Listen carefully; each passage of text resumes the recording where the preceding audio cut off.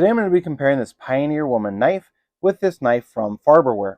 Now both of these are going to be very similar in length, so let me just kind of show you that. The knife blade itself on this bottom one from Farberware is going to be a bit longer than this one from Pioneer Woman. However, the handle is also going to be a tiny bit longer, but overall the length is relatively similar on both of these knives.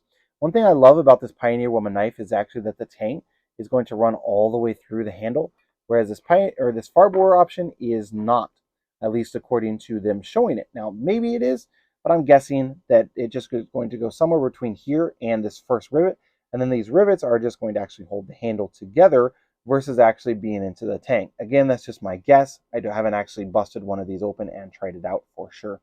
So I do like the Pioneer Woman in regards to that. One thing about the Farberware knife is that it is lightweight.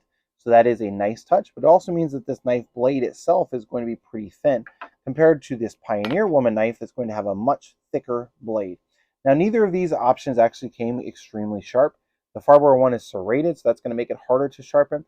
Pioneer Woman one, you could use it as it comes, but I would truthfully recommend sharpening it up before using it. One last thing I did want to mention is the weight or the actual handle design. So I do like the way that this one is going to kind of go up and then come down and then come back up.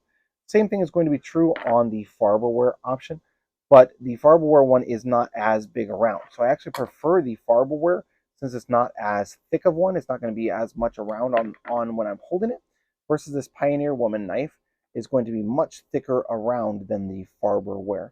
So if I had to choose between the two options, truthfully, I would probably choose the Pioneer Woman simply because I do like the tang that runs through it that much. I think that's going to make a much longer lasting knife versus this one when compared to the Farberware.